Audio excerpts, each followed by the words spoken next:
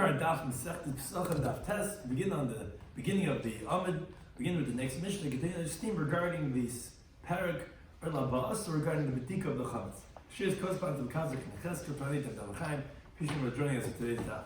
Some things we're going to discuss in today's Daf are the halacha of the Mishnah, that we don't have to worry that a weasel would bring chametz into a searched house. So if you have a bedika, you have a searched house, you don't have to suspect that maybe something happened. Now, the Gemara then goes into a whole discussion that, however, if you see the weasel take the chametz inside, then we assume it's still there, and then it would be problematic. Now the Gemara challenges, there's a question regarding Ein Savik Moitzim Devadai, regarding that you don't have a doubt regarding removing something from a definitive thing. See how the Gemara discusses how that relates to the halacha of our Mishnah. And that is, the Gemara brings many different discussions regarding this halacha of Savik Chametz in comparison to Savik Kashrus, and the Savik of the laws of Tumah and Tahara. Some of the key terms that constantly discussed in today's daf are in Safek Mitzvah Devadai. You can't have a doubt removed from a definitive thing. So if you know for sure that the chametz was checked, you don't have a Safek, go ahead and remove that definition. The halacha of Chazak al Chacham, we have a presumption regarding the Tam al Chacham that he's not in that if he has something that he was supposed to do, we know that he did it in the appropriate way. Called the Parish Meruba Parish is that whenever you have something that is majority of items and it was removed from that area, you presume it's from the majority. In contrast, called Kavu, is the halacha that if they're stationary, even if you have a majority of one thing, we'll always consider it as 50-50, and therefore it's not going to be considered as a majority. So we begin the current Daf. Again, the top line of the Amid of Kesmanah. Says the Mishnah like this: we're not concerned when you checked one corner of the house and you're coming to check in the other corner, you're not concerned that Sheva, maybe in the meantime when you started checking the other corner, maybe Gira Chulda, maybe a weasel went and dragged some chametz, from one house to another house, from one place to another place, meaning to the place that you had checked already, maybe you have to recheck it, because maybe the weasel went and dragged it. No, we're not concerned like that, says the Mishnah, because then can't be the case that you have to be concerned like that, and then mechatzer l'chatzer. Then you have to be concerned from one quarter to another quarter, as Rashi says. When it says chatzah, it doesn't literally mean say chatzah, rather all the houses of the courtyard are called chatzah. Or from one city to another city, I could say the same thing. Maybe I checked before my friend, and after I checked, then the chulda brought chametz from the chatzah of my friend to my chatzah, because he still had chametz, and therefore that's what's called ein l'davasei. There's no end to this. You'll never end to say the suspicions that maybe the weasel brought chametz, and then we don't say that. We say that you check. We can presume that it remained checked, although weasels could come in and bring chametz from other places. We're not concerned for that. Now, that the Gemara makes the following take. Okay, so it sounds like the reason why we're not chayshim is because the lechazin the shaka, we didn't see a weasel come and take chametz. Chazin in the shaka, but if let's say we saw a weasel taking chametz and he bring it over here to the house, then chayshina we would be concerned, of course, when the weasel brought it in, and we're concerned that the chametz is still over here, that he brought it to the house, but maybe thinking you have to check because he brought a chametz. And that says the Gemara, but why? Even if I saw a weasel bring in chametz, I should say that the weasel who brought in chametz, he ate it. Why am I saying that? Says the Gemara, because Milatznan, didn't we learn the Mishnah in Mesechtes Aleph? It says Meduris Ha'aker, the dwelling place of non-Jews, is Tameim. Automatically, an apartment inhabited by idolaters is Tamei. The reason for that is because they bury their stillborns in their house. And even a non-Jew contaminates in their death. According to Rabbanan, even in the oil. According to Rabbi Shloimy Schwartzberg, even though he holds that in oil, akama not matame, but they agree that the graves of non-Jews contaminate with touching or with masa, or with causing it to move, with carrying it, where it's only excluded from Tamas oil because they're not called Adam. Adam kiyamas ba'oil only is Adam, is Yisrael, not akam. Everyone agrees that the non-Jews contaminate when they're dead. So therefore, since they bury their stillborns over there, we consider their oil as tamei. Now, that says the Mishnah of Bekama Yisha B'Mador, and how long does the non-Jew have to live there in the apartment? And that the apartment has to go ahead and be checked, meaning when the non-Jew leaves and the Jew wants to live over there to make sure that doing the inspection that there's no dead people, no stillborns buried over there. So it's a period of 40 days, which is the amount of time that it's considered the formation of a fetus. 40 days of pregnancy is when the stillborn would be considered as a human being that has tumas of the Adam. Now, it says the Mishnah, even though he didn't even have a wife, he was just a single bachelor, we suspect him regarding znus, and therefore he could be very likely had a woman over there, had a stillborn, and if he was there for at least a period of 40 days, we have to suspect that it's time. Now, and this is the main point we're bringing this Mishnah for. But if it's a place where weasels and swine could go, then this apartment does not need to be checked. Why? Because Rashi says, even if the stillborn was thrown over there, the weasel dug and ate up the stillborn. So therefore, enough to suspect. So then we're back to the question. We see that the weasels are going to eat up what they have. So why are we concerned? Even if we saw a weasel bring in chametz into our house that was checked, so he brought it, he ate it up. Just like you see, he's going to eat up the stillborn. Rabbi Zeri says no. Loikash, not difficult. The Mishnah says this. All this says you don't have to check. If there's weasels, we're sure they ate it up. That's the basar. That's my flesh. That they for sure ate up. They're not going to leave over anything, so there's no more tumas oil. But over here in our Mishnah is balach. We're talking about bread, as the Gemara explains. But basar and the shiur, by flesh, by meat, they're not going to leave anything over. Balach and the shiur, bread, they're going to leave over. What about the bones? What? What about the bones? What about the bones? If they left over bones, if it has tumas oil from the bones. Stillborn may not have bones. What? A stillborn doesn't have bones. Oh. So that's, right, they don't have the bones. It does possibly do, depends on what stage. Right. I mean, but we took that. Early stage, I think what they eat, the bones. The bones of tumas oil, what do we say, the tumas magamasa with the bones. Eat some, it's not the same. Good shayla. But Taisa actually does say dafka, it is bas in the following because it's derach, because it's soft. So you have to know. That Taisa does say it's dafka at the time. But he's actually coming from a different angle. But so he says, Belechem Meshayr. He says, but my brother, you leave over again, that's one resolution about why it's not a contradiction. Rabbi, he gives a different approach. He says, Hi, Mike. He says, what's the question? Even if, let's say, we say that it's normal for them to leave over, let's say, even by the flesh of the fetus, over there, there's no concern. You know why? It says, Bishla Mahasim, we understand over the Mishnah said this, all this, with there, it's only a concern. It's what we call chashasha. Why? As the Gemara explains.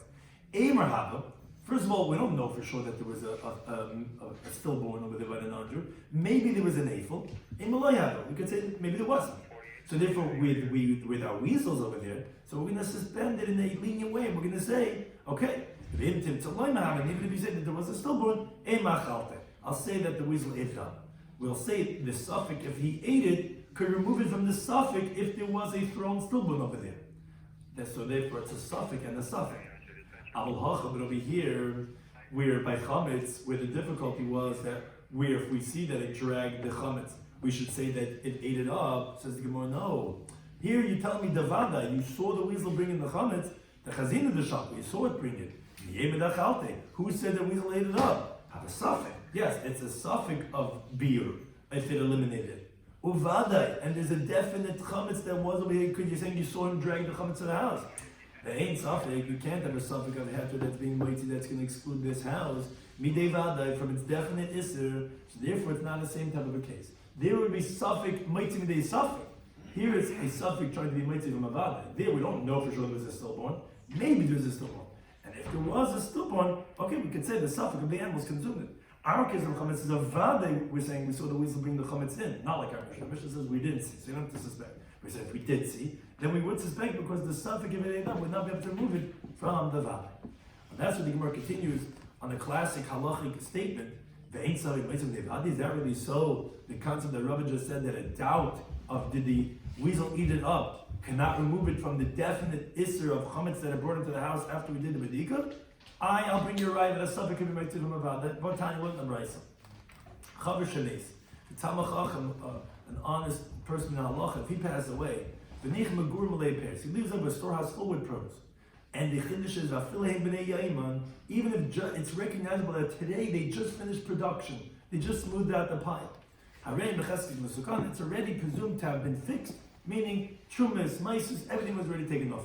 Now, says the Gemara like this. But in this case, since it was smoothed out and it's in the house, because Rashi explains the storehouses were in the house. The vadai tavili hani peri, these pears, these produce are definite tevel. They are definite aser as untyped produce, meaning there's two stages that are required to make it considered tevel. Produce is not right away tevel. It becomes tevel when it's gemar malacha, when you finish the production, and this rope in the abayis, it came into the house. Then the designation of the Isser of Tevel takes effect from the moment it comes into the house. And here, it's definitely Tevel because it's in the guy's house and they finished production. But the Suffolk Musar and the Suffolk Le Musar, we don't know for sure if this chaver went and took off Meisers or not. We're not sure. We're expecting that. We don't know for sure. Because Suffolk, and still this Suffolk is coming and waiting, it's removing these produce midei vade from its definite Isser of Tevel. Because Rashi explains, the majority of chaverim, of righteous people, they take Meisers right away before it leaves their hand. But again, it's a Suffolk, it's not a Vadai, and you see with their Chazaka, but it's a Suffolk being Meitzi from a Vadai. So you want to know, it's not true. Hasam, Vadayu, Vadayu. There, it's definite and definite. In other words, just like we know for sure that it's Tevel, here also we know for sure that it was tight. And it's not like, we're not sure, we'll just go after the majority. There's a definite chazaka on Old Tamid Chachamim, the Vadim Asri, that for sure they took a Maisis, because they're Chanin Chazal.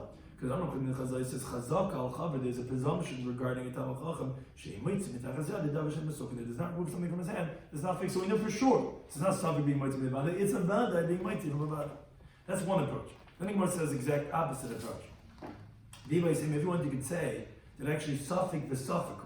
In other words, just like we're in doubt, did he take off the Meiser or not, this Chaver, we could also be in doubt if it ever took effect, the title of Tevel or not. How can that be? Didn't we say that you already finished production and their storehouses were in the house? Yeah, but Dilma, the Ikara Eimer delayed Tevila, I can tell you that maybe it never became Tevel in the first place. And I exclude that if it's in the house. I can tell you that they did Shir Beishia. The Amr Beishi says, Mar Mod Mal Tabas, a person could be crafty, he could do a exemption on his produce. But what he could do is he could bring it into his house with the chaff, the outer husk, still on the grain. And only then winnow and smooth it out and do all the production in his house.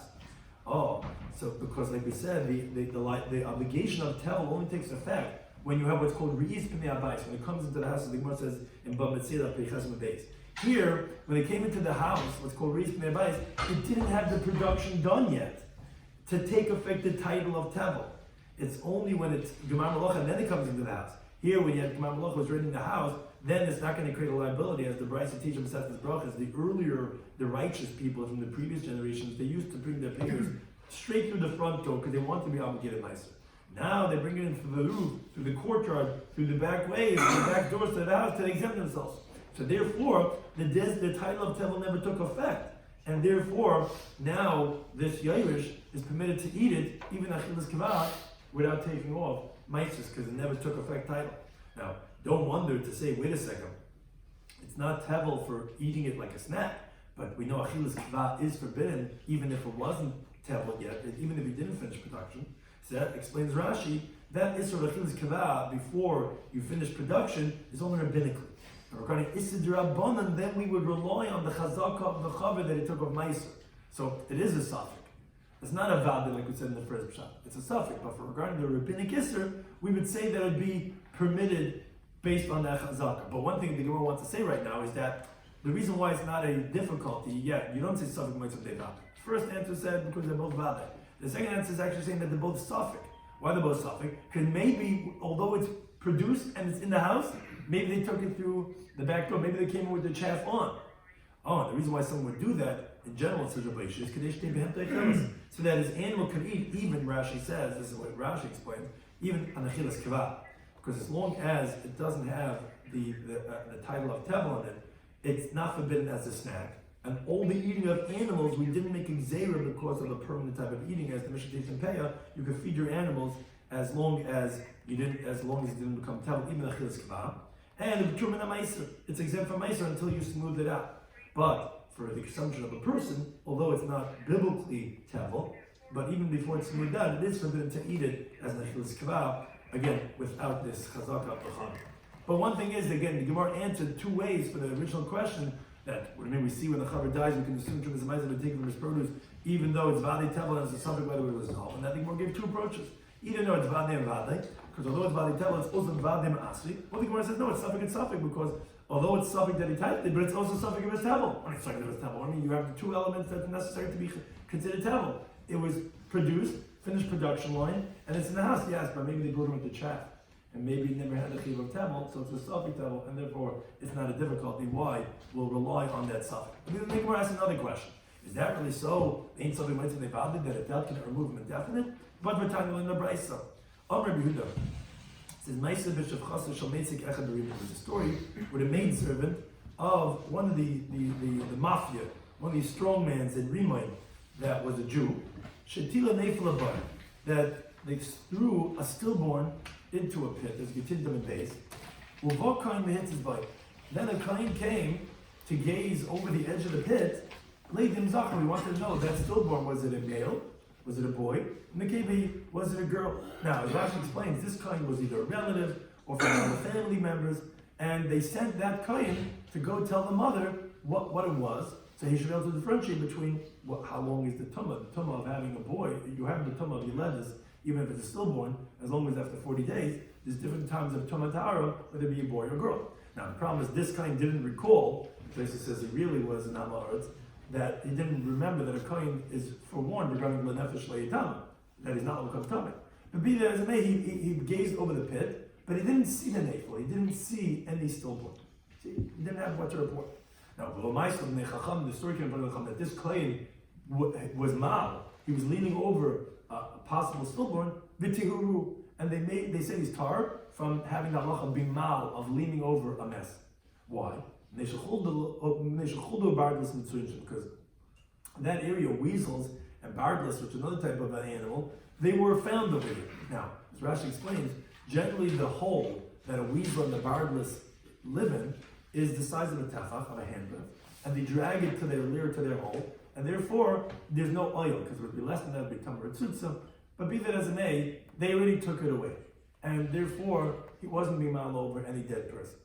That says the Gemara, but in this case, the Vadahitila, this woman for sure took a stillborn, which has a tumah of mess.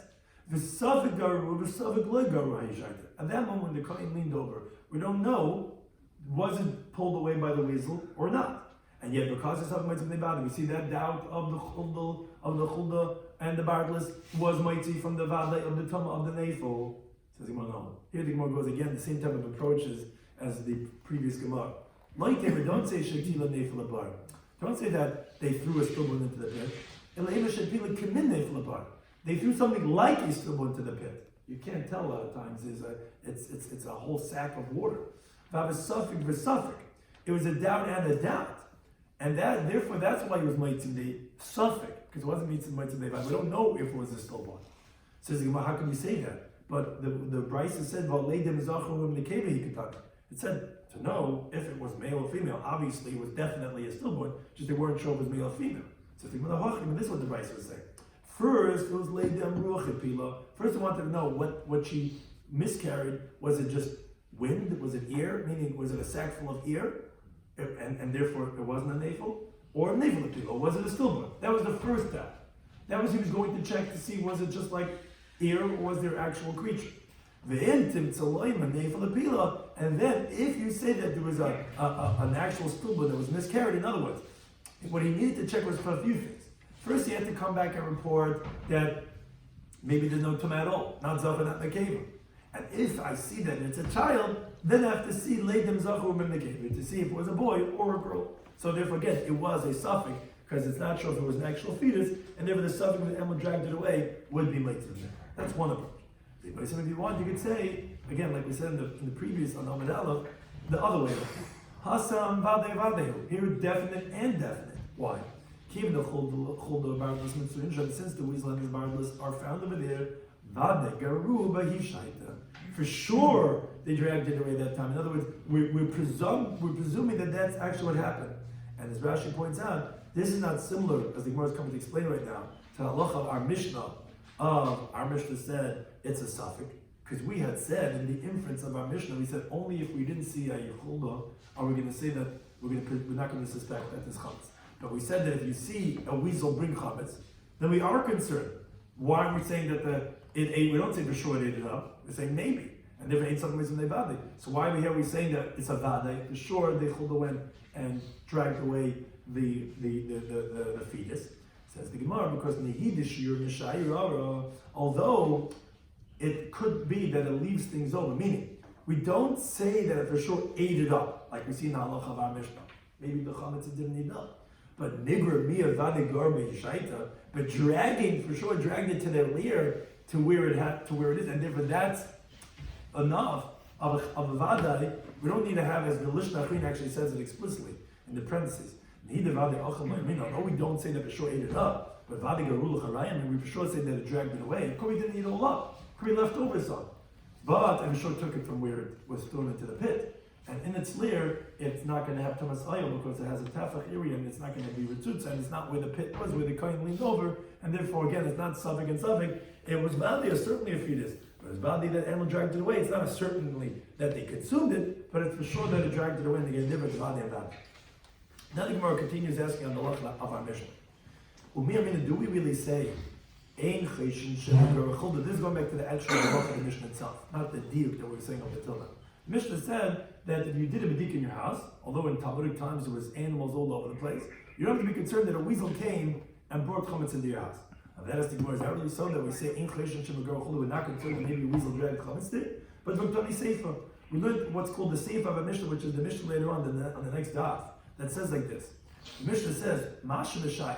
After someone did the bedikas chametz, he went and what he leaves over, so let's say he has to eat breakfast the next morning, you should put it away and conceal it. Because if you don't conceal it, you might have to have a bedika afterwards. I said, why would you have to do bedika afterwards? Obviously, you're concerned that a weasel would come along and drag it and take it somewhere. So if that's the case, so even if you did a bedika in your house, you should be concerned that a weasel came and dragged chametz over there. So why? What's it? It seems to contradict the next Mishnah. So Amabai says no. It says loikash, it's not difficult. He says, you know why? The next Mishnah, what we call the Seifa, is Barba Asr, is on the 14th of Nisan. Our Mishnah, what we're calling the Reisha, that says you're not concerned, is when you did the Bedika B'Shleisha Asr on the 13th of Nisan. What's the difference? It says more like this. B'Shleisha Asr on the 13th of Nisan, the Shchiach Rifta B'Kulabati, where there's bread all over in all the houses for the weasel to get bread, because he's doing an early Bedika. This guy's going to Florida for Pesach, and he's doing early Bedika, so like it's not. So the weasel is not going to put away bread for tomorrow because he's got enough and ample supply by other people's houses. But, however, in the Seifa, the next Mishnah explicitly is talking about the Arba Asr on the 14th of Nisan,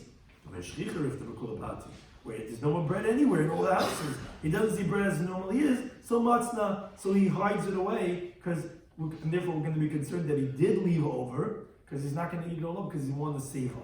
That's what Abaye says.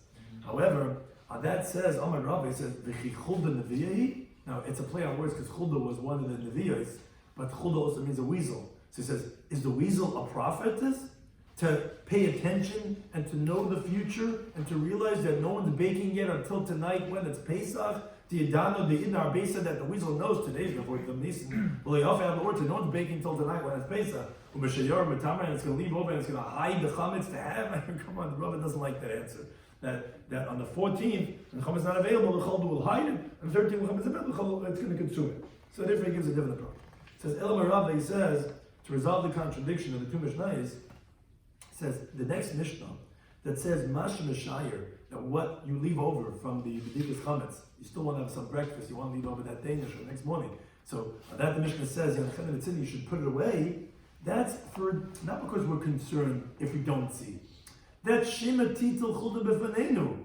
That's because it's like the cats in Yerushalayim. You just might see a weasel right in front of you, take your Danish and run off with it. And when you see it running off with it, obviously we have to be concerned. And then the hate start with the then you have to do a bidig afterwards. But in general, of course we're not cautious. So it doesn't contradict our Mishnah. Stam, you don't have to. But the reason why we say put it away is because if you're going to see, you're going to be in hot water, that's why put it away. Tanika said the Rav and the Gemara brings a brisa that says like Rav. Right, so if someone wants to eat chametz after the bidika chametz of the night before Pesach, so what should he do? Mash Mashai, when he leaves over, the guy who did Medika should put it, store it away. It's explicitly Rabbi said, so that the weasel doesn't come and take it in front of us. So when they got Rabbi, then they have to do Medika after him again. It's not that we're concerned in general, it's that we might see the weasel take it, and therefore you should put it away. Rav Mariam, he says a similar type of an answer. He says there's a gezeira, so a rabbinic decree, the next Mishnah. Shemi Esabim Tesha. This sounds like the famous tape where he what's his name again? The longest Pesach. And you might put away 10 pieces and he's going to find 9.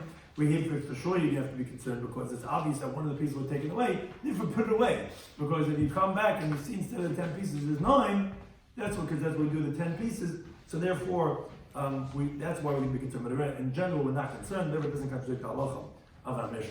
Now the Gemara begins a series of halachas regarding the laws of bedikas chametz. And you're going to have to do another bedika and comparing it to the laws of kashrus and to the laws of tum and tahar.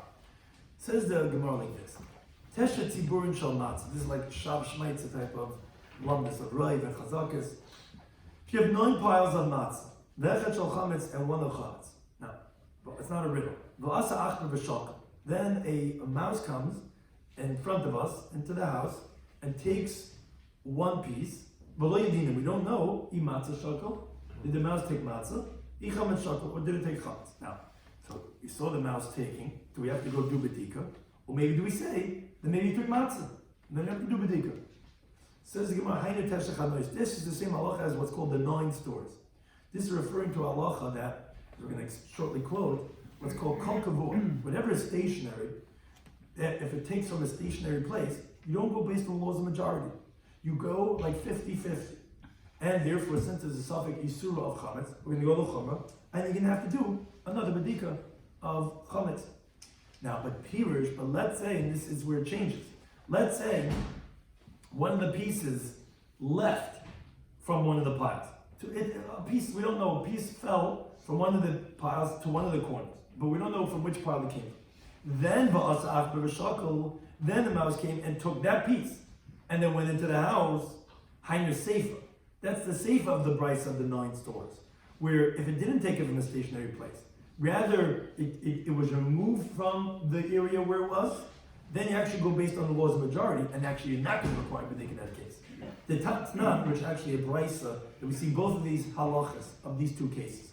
Says the brisa like this: Tesh Chadlis. If there's 9 stores, Kulam Mechem Basa Shchuta, all of them sell kosher slaughtered meat. The Achas Mecheres Basa Medela, 1 store sells non-kosher meat. The Lakach Ma'achas, the guy thought all the stores in Lakewood were kosher. Turns out the store was a non-kosher store, and he buys from one of the stores. He went into the store and bought the meat. Then he did his Lakach, we don't know which store he bought from. Sveikoi Aser. His doubt is going to be forbidden. Why? What do you mean? 9 out of 10 stores, 8 or 9 are kosher? Because whatever's kavu, whatever's stationary is kamefza mefza. As the Gemara learns out from a pasuk of Arvel Kamalov in the 9th parak in Sanhedrin and the 1st parak in Kesubis, that there's halacha of kol kavur. So if it's stationary, we're going to consider as a 50-50 doubt. Okay, 50-50 doubt, if it's kosher or not, you can't eat it. But let's say you find a piece of meat on the ground between the stores. You're walking along, meat aisle, meat row. There's where all the butcher stores are. You find a piece of meat on the floor package. You can't tell if it's from the kosher store or the non-kosher store. Halachach harayv. You're going to go based on the laws of majority, because kol de parish, whatever was removed, meruba parish, came from the majority. So since it was removed, so it doesn't have any more of the laws of kavua, of stationary, and then therefore we're going to presume that piece of meat was kosher. So therefore, here it's the same halacha. In the first case, when you had the 9 piles, when it was stationary of matzah and 1 of chametz, so then you're going to say that you're going to have to require medika because kol kavur kamefza, it was stationary. But the other case of when it was parish, if a piece was separated, that's like the case of minza when it was found. Then you can go based on laws of majority. You're not going to have to do another medika because the majority of the piles were matzah piles and not chametz piles. Then the Gemara says case number 2 or 3. Shnei tzibur. Let's say there's 2 piles. Echad shel matzah, 1 is of matzah. Echad shel chametz, and 1 is of chametz. Ulefneim shnei batim. And in front of these 2 piles are 2 houses. Echad badik, v'echad shel badik. 1 house was already checked for chametz, 1 wasn't. V'asu shnei achbarim, and then there's 2 mice. Echad shel matzah, 1 takes matzah. V'echad shel chametz, and 1 takes chametz. V'leidin, we don't know. Hayla hayla, which one did this one go into? V'hayla hayla, which one this one went into? Says the Gemara, Hainu shnei kupas. This we could learn out from a Mishnah regarding 2 boxes, which we see that we go leniently. What is this talking about? It's not, which actually is price. Shtei kupas, there's 2 boxes. Achas shel chulin. One is chulin, v'achar shel truma. One is truma. Now, ulefneim shnei sign. And in front of them, there's two measurements of produce. Achar shel chulin, one is chulin, v'achar shel truma, one is truma. Now, the naflu elu, these sign, these baskets, fall in l'toich elu into these boxes. So we know that one basket fell into one box, and the other one fell into the other one. We don't know which one fell into which. That says the Braisa, they're going to be mutar. What does that mean? The fruits of the box that had chulin are going to be prepared to the non-kohen as it was originally.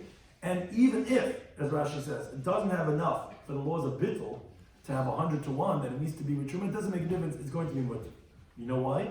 Shani Haimer, because I say, chulin te chulin naflu. I say the chulin basket fell into the chulin box, the truma just truma nafla, and the truma fell into the truma box. So obviously that we suspend it leniently, and we say the heter is in the heter, and the isser is in the isser. And although you say the exact opposite. So here also we're going to be toil lahakal, and we're going to say that the chametz went into the chametz went into the house that wasn't checked. And the matzah, that when they take the matzah, but went into the house that was checked. The same type of halacha, we say the heter went to the heter, and the isser went to the isser. And that says, well, wait a second. Imedam rinon.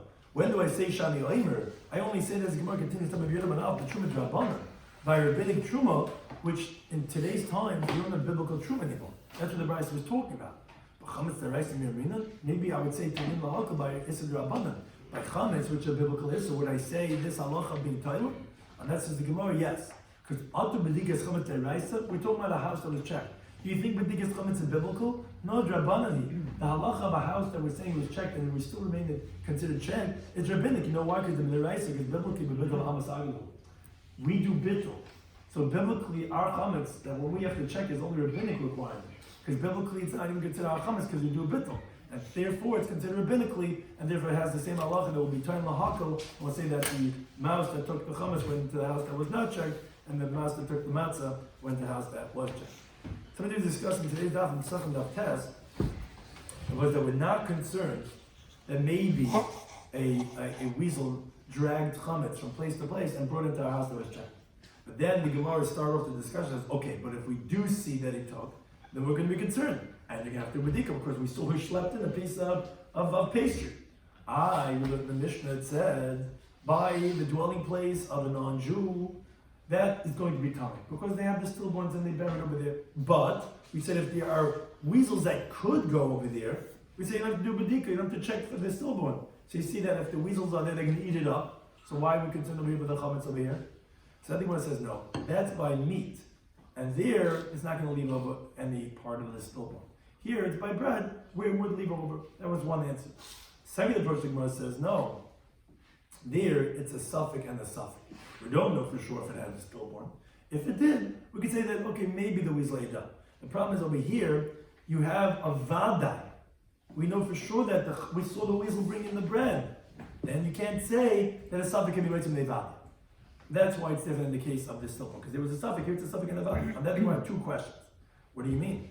But you ain't something made from the vadai, but we say a chaver that passed away, we say that we presume that it's fixed, even though we know for sure it's tevel and it's only a suffix that he fixed it. I think we had two answers. No. We know for sure that he took of Meiser, because Cheskes Chaver she'ein weitzim tachas yodi davar she'ein mesukar. It's not a suffix being weitzim the vada, it's a vada being weitzim from the vada.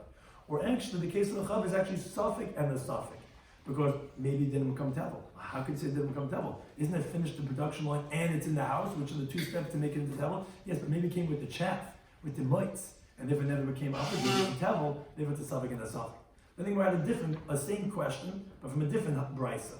With a shivcha that they took a nafel and they threw it into the pit. The Kohen relative went and looked over and they said he's tar because there are chuldas that are there that are weasels. What do you mean? That's a suffix being made from the vadak of the tuma of the fetus.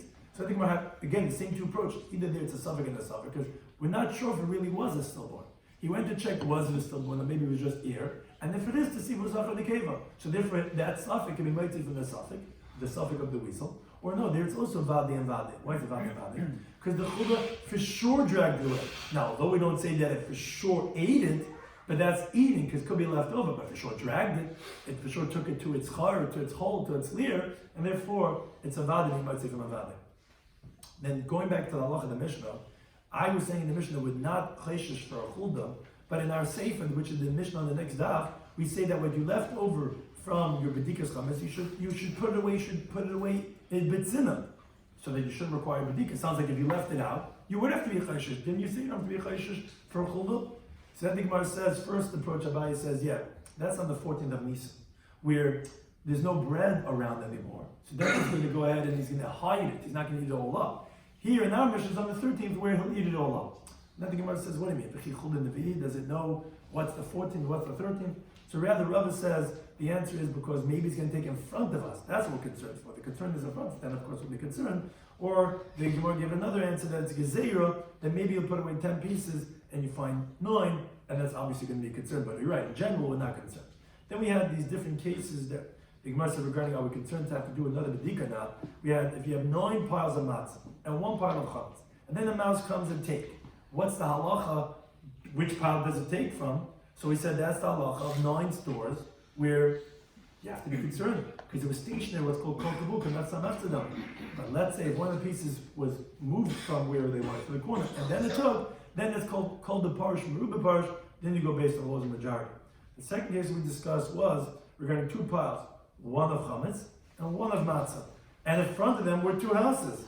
And then 1 mouse went into one house, and 1 mouse went into the other house. That rhymes, but that's not intentional.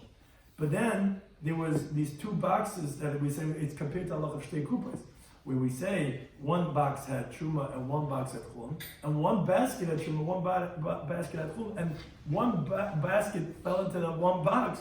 And then we're going to say that it went the mutter into the mutter and the us and the us, and that's going to be the same thing like the case of Chametz over here. It's similar to like my daughter had to ask me last night, how do you have 8 6s that equals 750? That is what they have to do. So we have our Talmudic riddles over here. We went into one basket, into the other basket, and then we're going to say that's going to be the same halacha here, chametz and matzah. Thank you to anytime.